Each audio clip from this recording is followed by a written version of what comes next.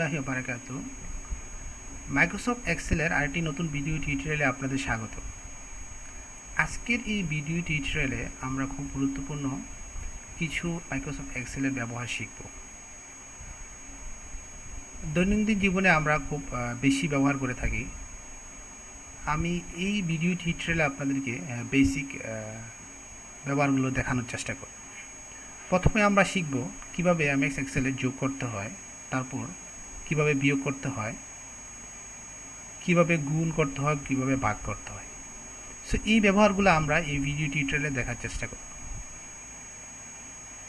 আমরা অনেকেই অনেকভাবে করে থাকি। সো বেসিক্যালি মাইক্রোসফট এক্সেলে অনেকভাবেই করা যায়। সো আমি আপনাদেরকে খুব সহজে কিছু ট্রিক্স দেখানোর চেষ্টা করব। সো আশা করি ভালো লাগবে। চলুন শুরু করা যাক আজকের ভিডিও টিউটোরিয়ালটি। ভিডিওটি ভালো লাগলে অবশ্যই লাইক দিবেন, কমেন্ট করে আপনার মূল্যবান মতামত জানাবেন, আর ভিডিওটি শেয়ার করতে অবশ্যই বলবেন না। চ্যানেলটি সাবস্ক্রাইব করে পাশেই থাকুন। চলুন শুরু করা যাক আজকের ভিডিও টিউটোরিয়ালটি।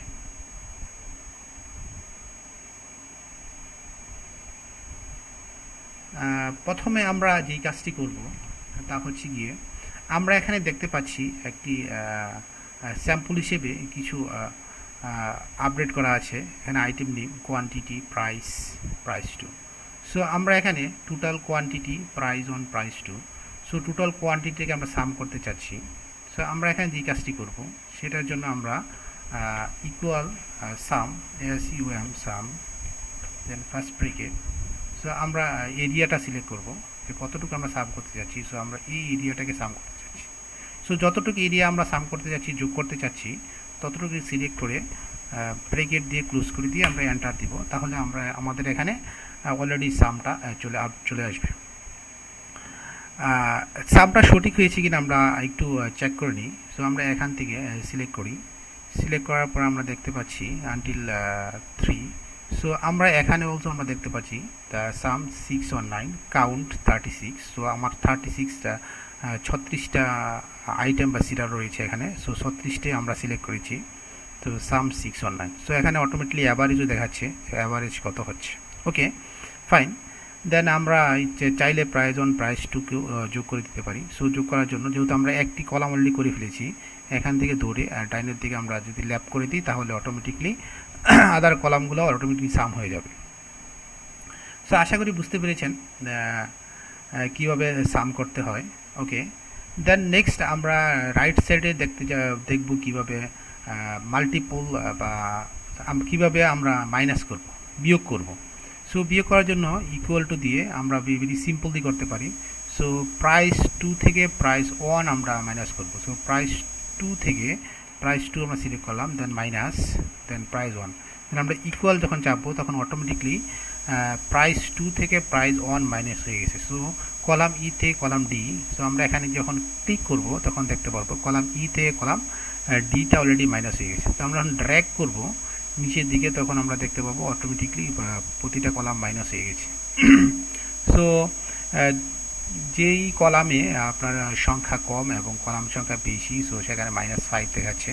সো 25 থেকে 30 বড়। সো 5 এখানে ঋণাত্মক বা নেগেটিভ দেখাচ্ছে, নেগেটিভ ভ্যালু দেখাচ্ছে। সো আশা করি বুঝতে পেরেছেন কীভাবে মাইনাস বা বিয়োগের কাজটি করতে হয়। তো আমরা এখন মাল্টিপলের কাজটি করব। সো মাল্টিপল কাজটি আমরা আপনাদেরকে দেখানোর সুবিধার্থে আমরা এই কলামে করি, পাশের কলামে জি কলামে। সো জি কলামের মাল্টিপলটা করব। Multiple also same, very simple. Equal আমরা কোয়ান্টিটির সাথে প্রাইস ওয়ানটাকে আমরা মাল্টিপল করি। সো আমরা প্রথমে quantity C column, row 2। So আমরা এখানে দেখতে পাচ্ছি C2। সো 1 2 আমরা এখানে 2 দেখতে পাচ্ছি 2। দেন আমরা গুণ চিহ্ন দিব, দেন D2। সো C2-র সাথে D2 আমরা মাল্টিপল করলাম। দেন আমরা যখন এন্টার ক্লিক করব তখন অটোমেটিকলি মাল্টিপল হয়ে যাবে। সো 5 × 10 = 50। সো আমরা যখন একটা করে ফেলেছি তখন ড্র্যাগ করে নিয়ে আসতে পারি, অথবা এখানে ডাবল ক্লিক করলে অটোমেটিকলি চলে যাবে। সো অলরেডি আমরা এখানে দেখতে পাচ্ছি মাল্টিপল বা গুণের কাজটি হয়ে গিয়েছে। সো আমরা এখন যেই কাজটি করব সেটি হচ্ছে গিয়ে ভাগ কীভাবে করতে হয়, আমরা সেটা ডিভাইডেড কীভাবে করতে হয় আমরা সেটা দেখব। সো ডিভাইডেড করার জন্য আমরা এই কলামটি, এখানে একটি কলাম ইউজ করি। এখানে আমরা একটি কলাম বানিয়ে নিই। অলরেডি কলাম রয়েছে, আমরা জাস্ট এটাকে বর্ডার দিয়ে নিলাম।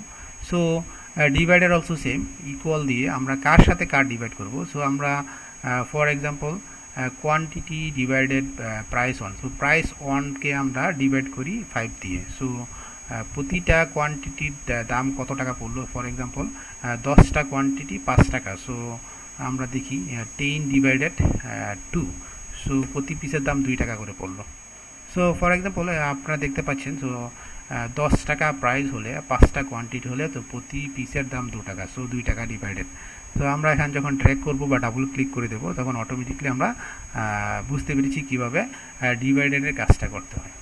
তো এখানে আরেকটা জিনিস আপনাদেরকে আমি দেখাবো, সেটি হচ্ছে গিয়ে আমরা যখন এই ডাটাগুলোকে ফিল্টার করব, ফর এক্সাম্পল ফিল্টার করলাম, ফিল্টার করার পরে আমরা যদি চাই যে পেন, টোটাল পেনের সামটা কত আসে বা দেখি।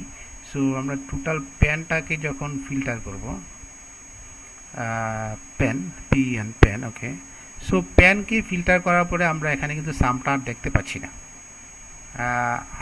আরেকবার খেয়াল করুন, তো ফুল কোয়ান্টিটিটা এখানে রয়েছে 619, বাট উইথিন 619 কতটা কলম রয়েছে। তো আমরা যখন পেন ফিল্টার করলাম, যখন পেনটাকে ফিল্টার করছি তখন কিন্তু আমরা এখানে টোটাল সামটা দেখতে পাচ্ছি না। বাট আমরা এখান থেকে আমরা বুঝতে পারছি 14টা রয়েছে পেন।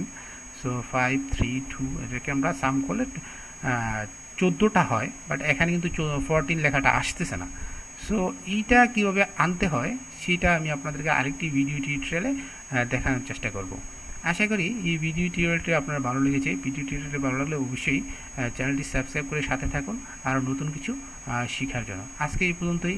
আল্লাহ হাফেজ, আসসালামু আলাইকুম ওয়া রাহমাতুল্লাহি ওয়া বারাকাতুহু।